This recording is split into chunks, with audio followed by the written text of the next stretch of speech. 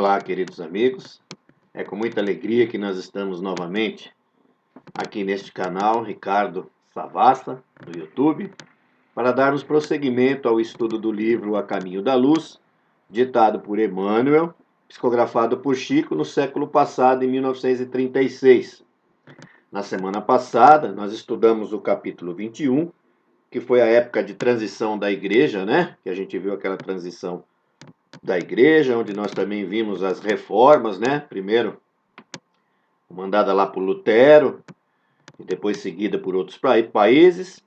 E também vimos que o motivo daquela revolta de Lutero, né? Era a prática indevida por parte da Igreja Católica, né? Dos papas, em cobrarem por perdão e tantas outras coisas erradas que a igreja fazia, que Lutero não concordava, e Lutero, então, ele sai da igreja católica, né? Ele sai da igreja, e ele, então, funda lá o protestantismo, né? Mas nós também vamos ver que Lutero, mesmo com seus ideais maravilhosos, de sair, de não concordar com tudo aquilo que estava acontecendo de errado, mas ele também vai errar lá na sua nova religião, na sua nova doutrina, assim como tantos outros. E nós vamos ver, mais uma vez vimos, né, que o orgulho, a vaidade humana, mais uma vez fala mais alto e não se consegue dar continuidade àquele propósito inicial das reformas religiosas. Pois bem, no final do capítulo nós vimos lá a independência americana, e hoje no capítulo 22 nós vamos estudar a Revolução Francesa. Nós vamos ver o quanto foi importante essa Revolução Francesa, e infelizmente também vamos ver que houveram muitos excessos daquelas pessoas, então, que promoveram a Revolução Francesa e que depois acabam cometendo os mesmos crimes, né? As mesmas atrocidades que se cometiam antes, né? Pela burguesia lá na França. A gente vai ver que o rei foi decapitado, mesmo não tendo culpa do que estava acontecendo. Pois bem, vamos iniciar então o nosso estudo, que está sendo um estudo muito prazeroso e muito bacana. Estamos aprendendo muito, estudando todos juntos esse livro maravilhoso que o nosso querido e saudoso Chico deixou para nós. A França no século XVIII. A independência americana acendera o mais vivo entusiasmo no ânimo dos franceses. Humilhados pelas mais prementes dificuldades, depois do extravagante reinado de Luís XV, o luxo desenfreado e os abusos do clero e da nobreza, em proporções espantosas, haviam ambientado todas as ideias livres e nobres dos enciclopedistas e dos filósofos no coração torturado do povo. A situação das classes proletárias e dos lavradores caracterizava-se pela mais hedionda miséria. Os impostos aniquilavam todos os centros de produção, salientando-se que os nobres e os padres estavam isentos desses deveres. Desde 1614, não mais se haviam reunido os Estados Gerais, fortalecendo-se cada vez mais o absolutismo monárquico. De nada valera o esforço de Luís XVI, convidando os espíritos mais práticos e eminentes para colaborar na sua administração, como Turgot e Malesherbes. O bondoso monarca, que tudo fazia para reerguer a realeza de sua queda lamentável, em virtude dos excessos do seu antecessor ao trono, mal sabia, na sua pouca experiência dos homens e da vida, que uma era nova começava para o mundo político do Ocidente, com transformações dolorosas que lhe exigiriam a própria vida. Reunidos em maio de 1789, os Estados Gerais em Paris explodiram os maiores desentendimentos entre os seus membros, não obstante a boa vontade e a cooperação de Necker em nome do rei. Transformada a reunião em Assembleia Constituinte, precedida de numerosos incidentes inicia-se a revolução instigada pela palavra de Mirabeau.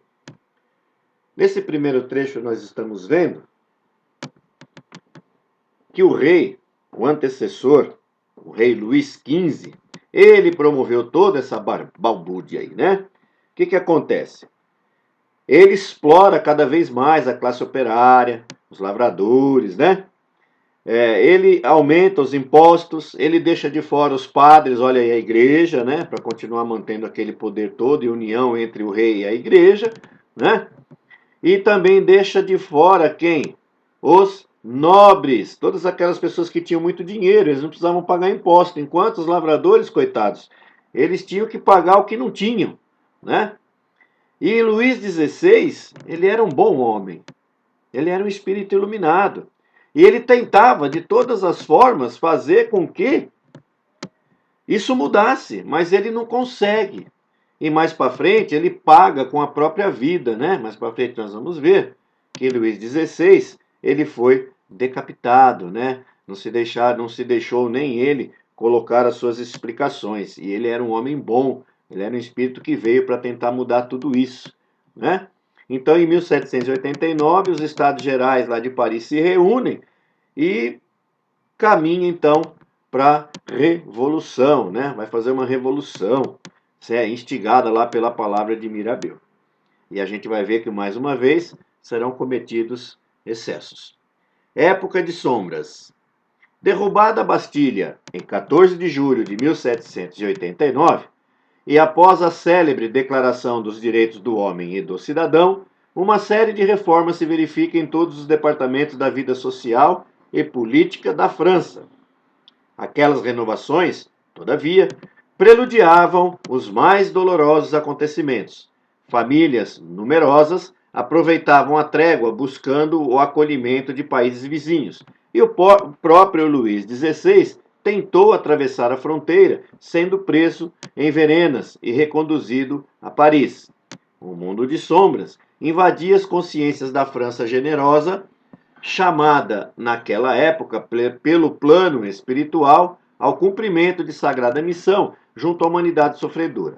Cabia-lhe tão somente aproveitar as conquistas inglesas no sentido de quebrar o cetro da realeza absoluta, organizando um novo processo administrativo na renovação dos organismos políticos do orbe, de acordo com as sábias lições dos seus filósofos e pensadores. Todavia, se alguns espíritos se encontravam preparados para a jornada heróica daquele fim de século, muitas outras personalidades, infelizmente, espreitavam na treva o momento psicológico para saciar a sede de sangue e de poder. Foi assim que, depois de muitas figuras notáveis dos primórdios revolucionários, surgiram espíritos tenebrosos, como Robespierre e Marat. A volúpia da vitória generalizou uma forte embriaguez de morticínio no ânimo das massas, conduzindo-as aos mais nefastos acontecimentos. Então a gente vê, a Revolução Francesa, ela acontece, né? Ela explode para que fossem reparados os erros que estavam sendo cometidos, né? Que vinham sendo cometidos contra toda aquela massa mais pobre, né? Todo aquele abuso. E na Revolução Francesa teve lá espíritos iluminados que estavam conduzindo. Quando a gente falou um pouquinho antes, né? Na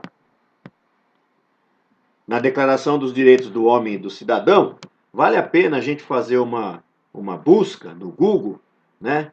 Colocar lá sobre essa Declaração dos Direitos dos Homens e do Cidadão, que nós vamos encontrar, né?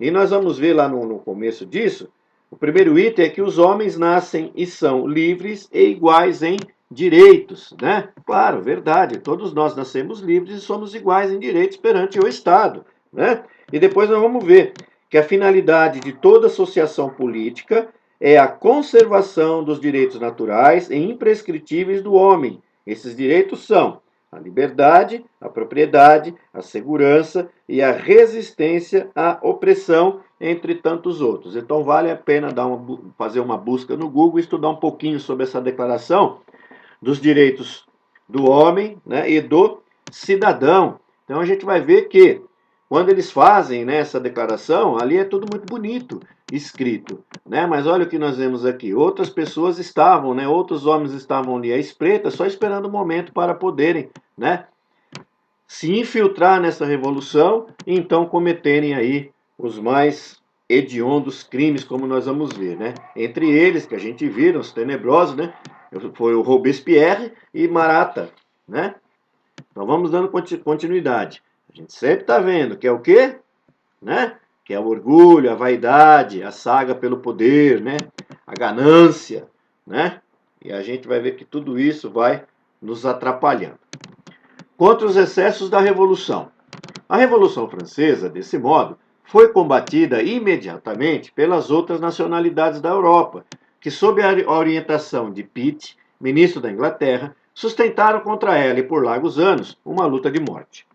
A Convenção Nacional, apesar das garantias que a Constituição de 1791 oferecia à pessoa do rei, decretou-lhe a morte na guilhotina, verificando-se a execução aos 21 de janeiro de 1793, no local da atual Praça da Concórdia.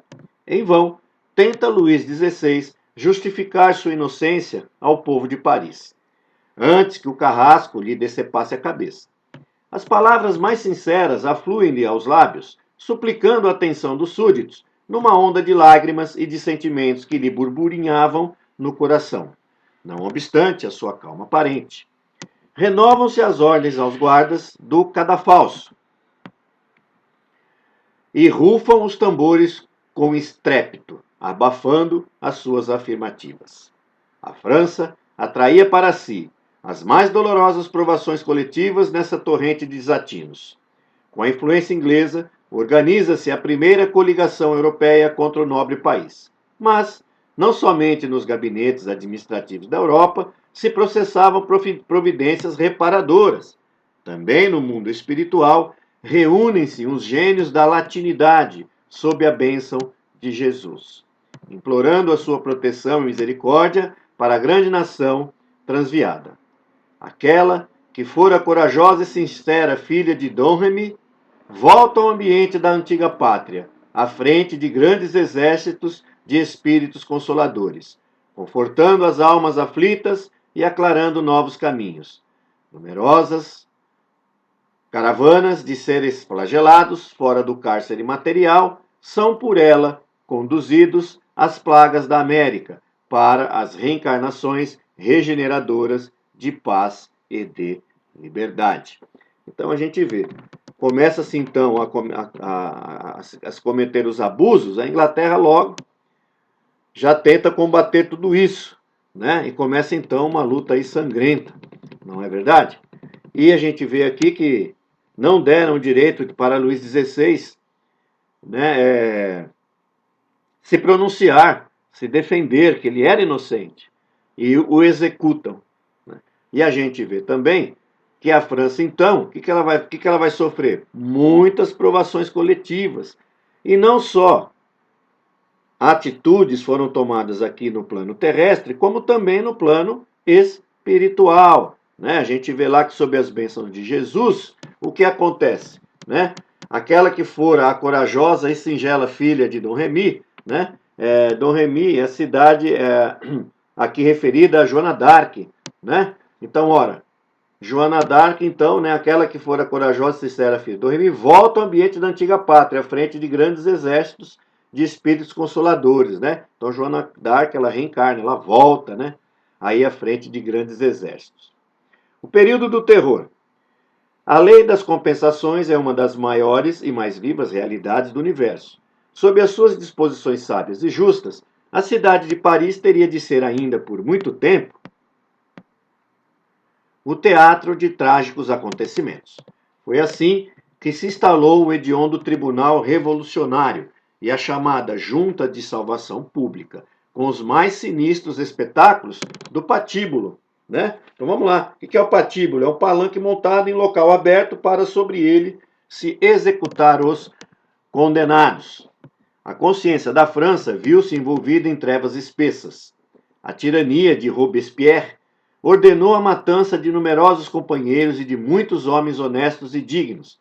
Erradamente, Carlota Corday entregou-se ao crime na residência de Marat, com o propósito de restituir a liberdade ao povo de sua terra, e espiando seu ato extremo com a própria vida. Ocasiões houve em que subiram ao cadafalso mais de 20 pessoas por dia, mas Robespierre e seus sequazes não tardaram muito a subir igualmente aos degraus do patíbulo, em face da reação das massas anônimas e sofredoras. Então eles vão lá, cometendo muitos e muitos crimes, né? Mas eles também vão sofrer, vão pagar por isso. Por quê? Porque uma hora o povo se revolta, né? O povo se revolta e o povo então vai lá fazer a justiça. A Constituição. Depois de grandes lutas com o predomínio das sombras, conseguem os gênios da França inspirar os seus homens públicos a Constituição de 1795. Os poderes legislativos ficavam entregues ao Conselho dos 500 e ao Conselho dos Anciães, ficando o poder executivo confiado a um diretório composto de 5 membros. Estabelece-se dessa forma uma trégua de paz, aproveitada na reconstrução de obras notáveis do pensamento.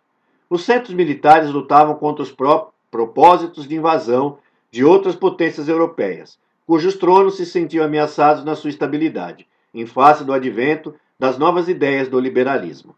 E os políticos se entregavam a uma vasta operosidade de edificação, vingando nesse esforço as mais nobres realizações. Contudo, a França, depois dos seus desvarios de liberdade, estava ameaçada de invasão e desmembramento. Povos existem, porém, que se fazem credores da assistência do alto, no cumprimento de suas elevadas obrigações junto de outras coletividades do planeta. Assim, com atribuições de missionário, foi Napoleão Bonaparte, filho de obscura família corsa, chamado às culminâncias do poder. Família corsa, né? Quer dizer isso? E Napoleão, ele era da ilha de Córcega, né? Então a gente vê. Então, depois de grandes lutas lá, o que acontece? Tem um momento de trégua. Nesse momento de trégua, então, é feita lá a Constituição de 1795, né? Isso começa a dar certo, né? Isso começa a dar certo. Esse liberalismo sem rei começa a dar certo. Mas os outros países da Europa, que ainda não tinham reis, eles se viram assim, os reis, né? Falaram, poxa, mas ali tá dando certo. E se o povo daqui também resolve fazer o que fizeram na França? Vão nos tirar do poder. E eles tentam, então, invadir a França. Por isso que nessa época também, né, a tropa militar da França também teve muito trabalho para evitar, para impedir, né, a invasão de suas terras por esses reinos vizinhos. Não é verdade? E a gente vê que assim, né, a atribuição de missionário foi que Napoleão Bonaparte, né, ele é chamado às culminâncias do poder. Né, ele sobe, ascende ao poder. Então vamos lá. Nesse item nós vamos estudar agora o Napoleão Bonaparte. O humilde soldado corso, que nasceu na ilha de Córcega, destinado a uma grande tarefa na organização social do século XIX, não soube compreender as finalidades da sua grandiosa missão. Bastaram as vitórias de Arcole e de Rivoli com a paz de Campoformio em 1797 para que a vaidade e a ambição lhe ensombrassem o pensamento. Então, olha aí, Napoleão Bonaparte vem, né, com uma missão, mas depois das suas primeiras 2 vitórias em guerra, a ambição sobe a cabeça de Napoleão e a vaidade, né? Então ele também vai se deixar levar por caminhos aí escusos. A expedição ao Egito, muito antes de Waterloo, assinalava para o mundo espiritual a pouca eficácia do seu esforço, considerado o espírito de orgulho e de imperialismo que predominou nas suas energias transformadoras. Assediado pelo sonho de domínio absoluto, Napoleão foi uma espécie de Maomé transviado, da França do liberalismo. Assim, como profeta do Islã, pouco se aproximara do Evangelho, que a sua ação deveria validar também as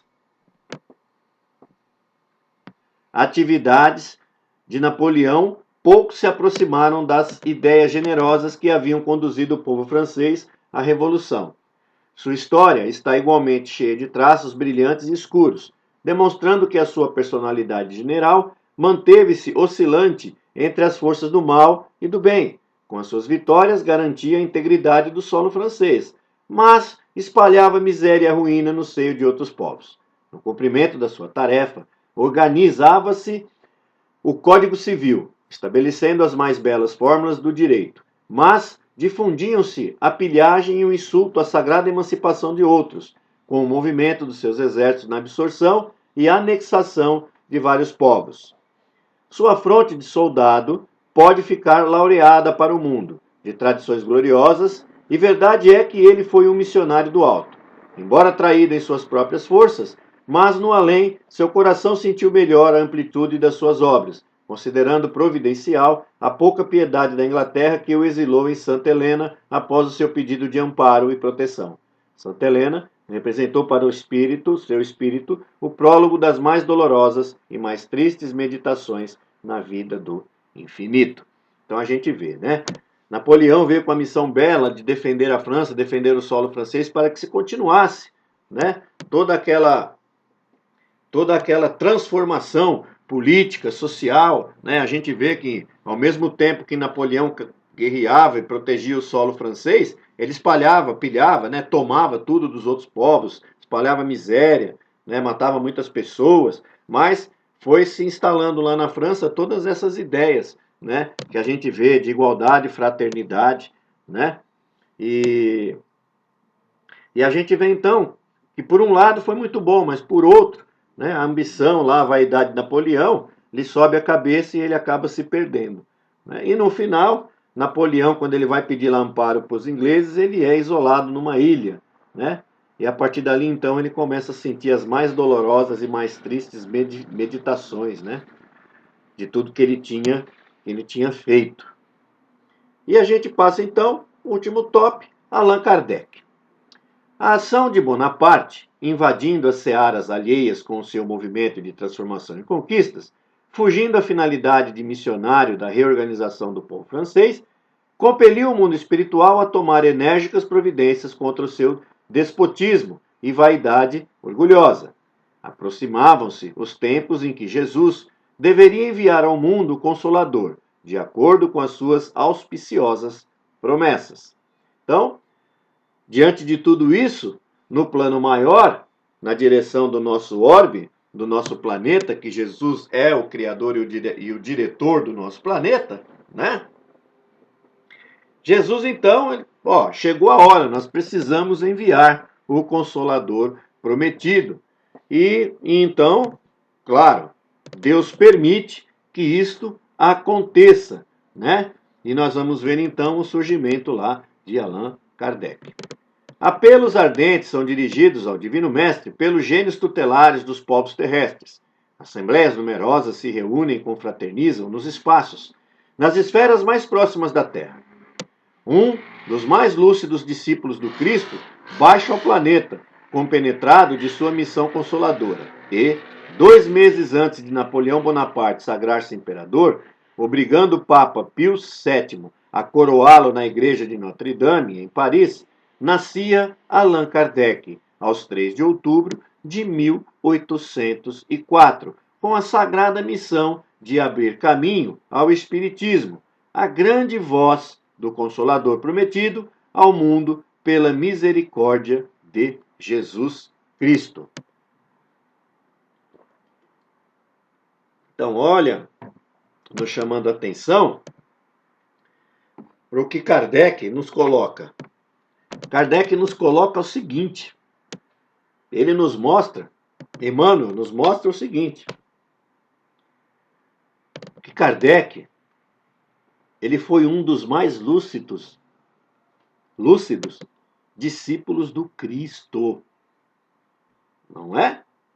Então, Kardec nasce no dia 3 de outubro de 1804, né? 2 meses antes de Napoleão ser, né? Ele obrigar que o Papa o coroasse imperador da França, né? Então nós vemos, nós estamos estudando esse livro e cada capítulo é um pedacinho novo da história que nós vamos vendo, né? E nós estamos tendo a oportunidade de observarmos, de aprendermos, né, de descobrirmos o trabalho enorme que nós, humanos, os homens, cheios de defeitos, nós vamos dando a Jesus no decorrer de séculos e séculos e séculos e séculos. Por quê? Porque somos sempre acometidos pela vaidade, pela ambição e pelo orgulho. Espíritos iluminados que se prepararam no plano maior, que quando reencarnam aqui no planeta e se vestem com este corpo de carne, se deixam levar também novamente, né? Caem por terra. Então, se deixam levar aí por esses sentimentos nefastos e acabam se desviando das suas divinas e nobres missões, não é?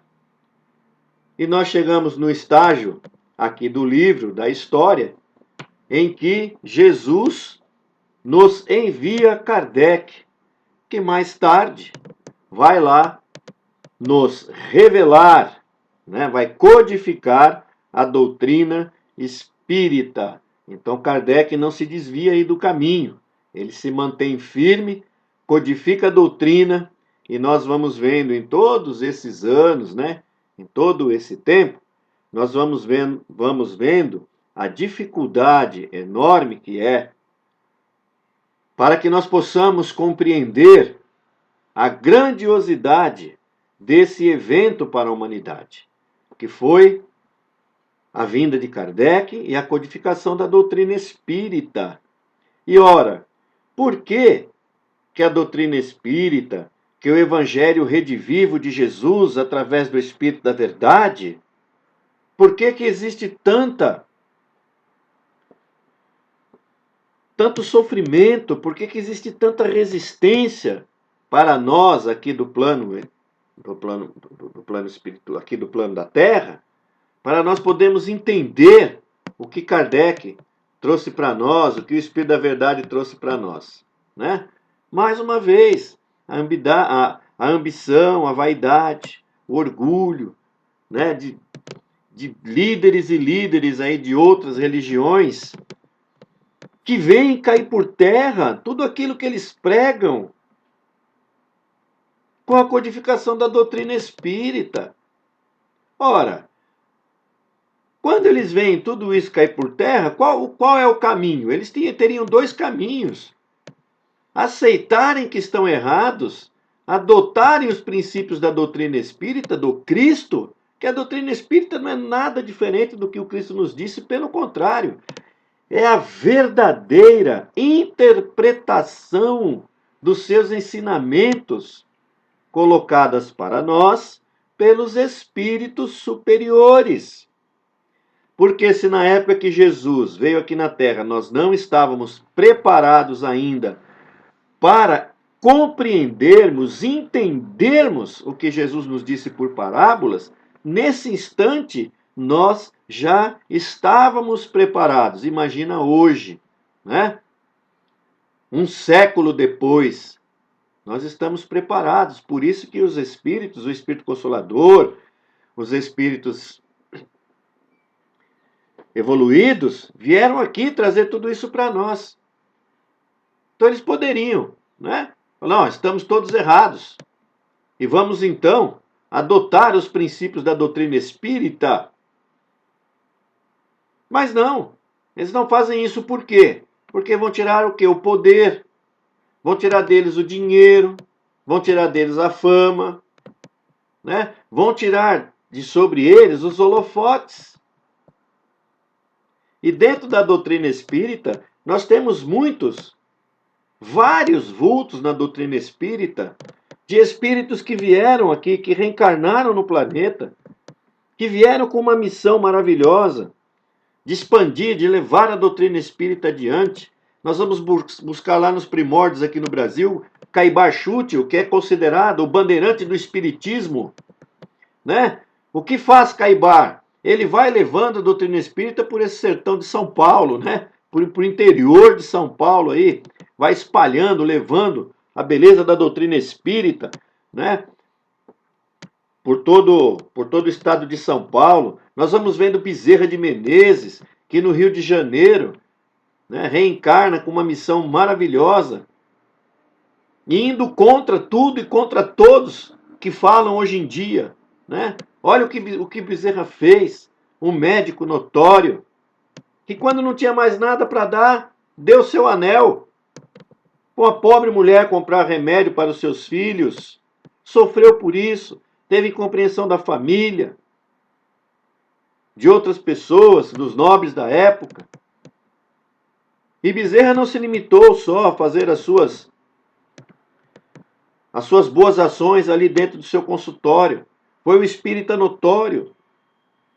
Lutou junto da federação para promover lá a igualdade, a fraternidade entre os irmãos da doutrina espírita.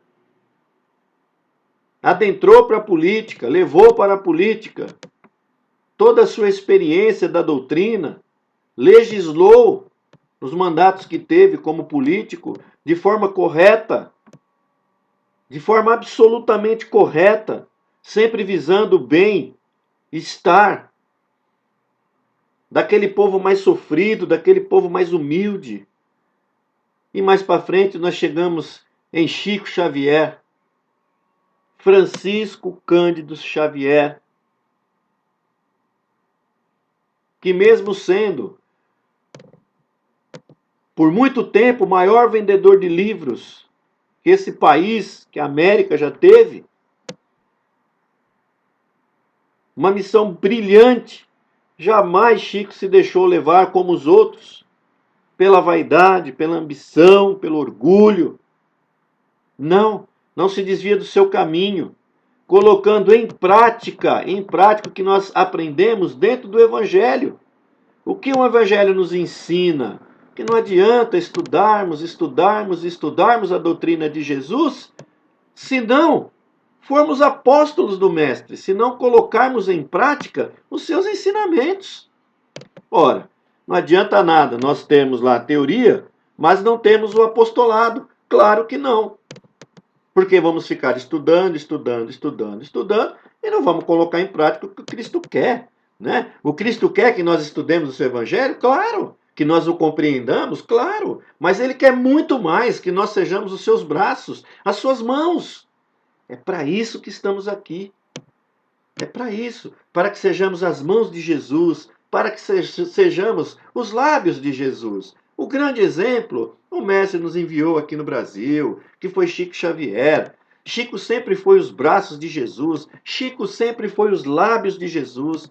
De suas bocas saíram sempre as melhores palavras, os melhores conselhos, os melhores ensinamentos. De suas mãos apenas carinho, afago, bondade, distribuição dos seus bens. Seus bens, entre aspas, o Chico nunca teve bem. Ele repassava o que ele ganhava em doações. E o mais importante que o Chico deixou para nós, o seu legado de amor. Chico amava todos. Chico amava os animais, Chico amava as plantas, Chico nos amava. Chico amava os ricos, os pobres, os miseráveis, os assassinos, os juízes. Amava todo mundo. E nos ensinava isso. O que o Cristo veio nos ensinar. Ama o teu próximo como a ti mesmo. É assim que nós devemos fazer. Para quê? Para que nós também não venhamos a cair aí em tudo isso. E nós estamos vendo o preço que o nosso pobre país está pagando por isso. Esse preço enorme que a população de baixa renda, dos guetos, das favelas estão pagando. Nós estamos vendo em plena pandemia o preço do feijão, o preço do arroz, o preço da cesta básica. E nós vamos vendo pessoas dizendo que as minorias têm que se ajoelhar às maiorias. Gente, o ideal do Cristo é a maioria e a minoria se unir. Se unir no ideal cristão. Se dividir o que tem. Para que uns não tenham muito, e outros não tenham nada. Absolutamente nada. quando nós doamos o que nós conseguimos doar, nós vemos o quanto aquilo que parece pouco para nós é tanto para o outro, tanto. Nós não temos noção. Nós que temos o nosso armário, a nossa despensa cheia de alimentos, que temos os nossos medicamentos, que temos nossa roupa, nosso sapato, nossa casa. A gente não imagina aquele restinho de comida no prato que às vezes nós não comemos e jogamos fora. Como aquilo seria tudo na vida de um coitado que está sem um grão de arroz para comer. Um grão de arroz para comer. E quando nós nos dispomos, então, a começarmos a doar, não só o que sobra, não é isso que Jesus pede para nós. Ah, doa o que sobra. Não! Doa mais do que sobra. Doa tudo que você puder. Divida o que você tem. É assim que funciona. E a gente, no nosso orgulho, a gente acaba ficando cego e a gente acaba não enxergando um irmão de sangue que está precisando de um auxílio, um amigo, um vizinho, um parente. Que nós possamos, com o estudo desse livro, aprendermos, né? Que nós possamos diagnosticar todos esses erros que nós estamos cometendo desde o princípio, porque quando nós estamos estudando aqui, nós estamos falando da época de Napoleão, né? Ora, nós estávamos lá. Hoje estamos aqui, mas nós estávamos lá naquela época. Então nós também somos. Não sabemos, graças a Deus, né? Eu não sei, graças a Deus, eu fui o carrasco que apertou lá o treco, não sei se é um botão ou qualquer outra coisa, para a guilhotina descer e decapitar Luís XVI, Maria Antonieta, ou se eu era o decapitado, a gente não sabe, graças a Deus, mas nós sabemos que estávamos lá. E com essa graça de Deus, não sabemos o que fomos, é que nós temos a oportunidade de nos melhorarmos e sermos cada vez melhores, né? Perante o Cristo. Então, aprendamos com Chico Xavier. Sejamos as mãos e os lábios do Cristo, praticando o Evangelho de Jesus, o Evangelho primitivo de Jesus, né? Que não vê diferença em nada e em ninguém. Então, fechamos aqui o estudo desse capítulo 22 e na semana que vem nós entraremos então no capítulo 23 e vamos então entrar no século XIX, né? O século onde Kardec vai codificar a doutrina para a gente, né? Então nós vamos lá, nós vamos estudando aí com muito afinco esse nosso livro, né? Para que nós possamos chegar ao final dele muito melhores, instruídos do que quando começamos. Que Jesus nos abençoe em mais esta semana, que nós possamos colocar em prática os ensinamentos do Divino Mestre. E hoje, o Evangelho de hoje, nós estamos aí no mês de outubro, nós vamos dedicando o Evangelho de hoje, né? Desse mês, o de hoje, nós vamos dedicando a Kardec, né? Afinal de contas, comemoramos aí a data de nascimento de Kardec. Então, vamos colocando isso. E quero aqui deixar um abraço carinhoso, né, muito forte, a todos vocês que estão nos acompanhando, e hoje em especial ao Padre Júlio Lancelotti, né?